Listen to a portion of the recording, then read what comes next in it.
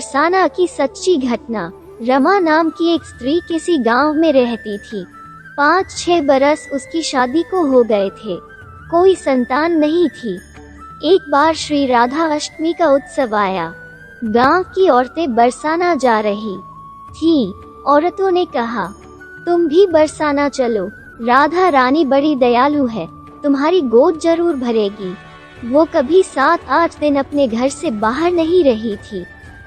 उसके पति और सास ने भी उसे जाने की आज्ञा दे दी। बस उसने मन में ठान लिया कि राधा रानी मेरी गोद जरूर भरेगे।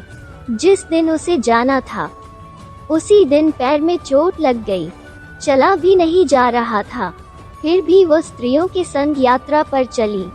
सारे रास्ते ट्रेन में राधा कृष्ण का जाप कीर्तन करते हुए गई और बरसाना पहुंचकर नहा धोकर राधा जी के मंदिर में जाने के लिए तैयार हुए।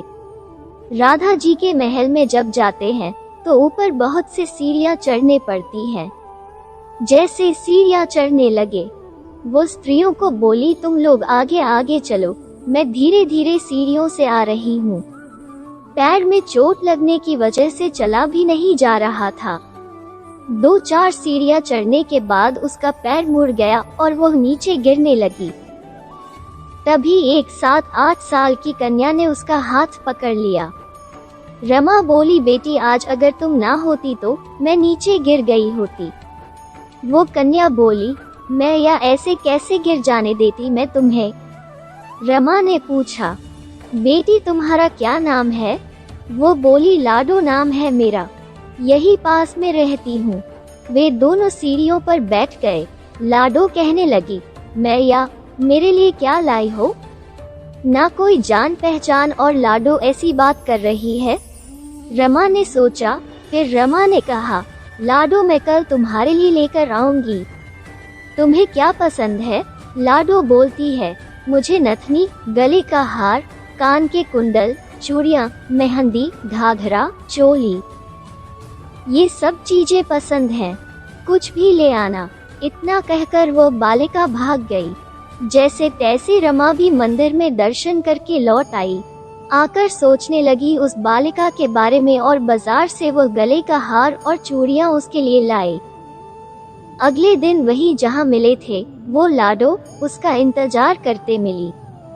चूड़ियाँ और गले का हार जैसे उसे दिया, वो बोली, बस इतनी सी ही, और चीजें नहीं लाई, और वो मुंह फुलाकर बैठ गई।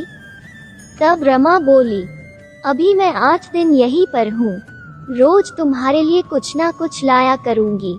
ये सुनकर लाडो उसकी गोदी में बैठ गई और गले से लग गई। रमा तो रोने लगी, उसे जैसे एक संतान मिल गई। खूब प्यार से उसके सिर पर हाथ फेरा। ऐसे ही वो फिर चली गई। रमा ने मंदिर से आकर घाघरा और चोली उसके लिए बनवाए। ऐसे ही रोज कुछ ना कुछ वो उसे देती और एक दिन रमा कहती है, अब ये सारी चीजें मुझे डालकर भी तो देखा, कैसी लगती है मेरी लाडो? बोली, कल राधा अष्टमी है, कल पहनूंगी। इस बार लाडो के साथ एक लड़का भी था। उसे देखकर रमा ने कहा, आज पता नहीं मेरे मन में क्या आया, मैंने एक धोती और मुकुट मोर वाला लिया है, क्या मैं इसे दे दूं? लाडो बोली, यह कनुआ है, मेरे साथ ही रहता है, हाँ तुम इसे दे दो। ऐसा कहकर वे दोनों सामान लेकर चले गए। अगले दिन राधाष्टमी थी। जब रमा सीढ़ियों पर आई, वहाँ उसे आज कोई ना मिला। बहुत इंतजार के बाद जब वो मंदिर में पहुंची तो वहाँ बहुत भीड़ थी। कीर्तन और नृत्य हो रहा था। इसी तरह भीड़ को चीरती हुई वह आगे पहुंची और वहां देखकर राधा जी को देखा और ठाकुर जी को देखा तो वही सब सामान जो वह लाई थी उन्होंने धारण किया हुआ था। वो पत्थर सी हो गई, आंखों से आंसू बहने लगे। बात समझते देर न लगी कि वो लाडो राधा जी और कनुआ कृष्ण जी हैं, स्वयं जगत के पालनहार। उसके पास आते हैं। राधा जी उसकी गोदी में बैठती है और उसे मातृ सुख प्रदान करती है। वह तो जैसे बावरी हो गई।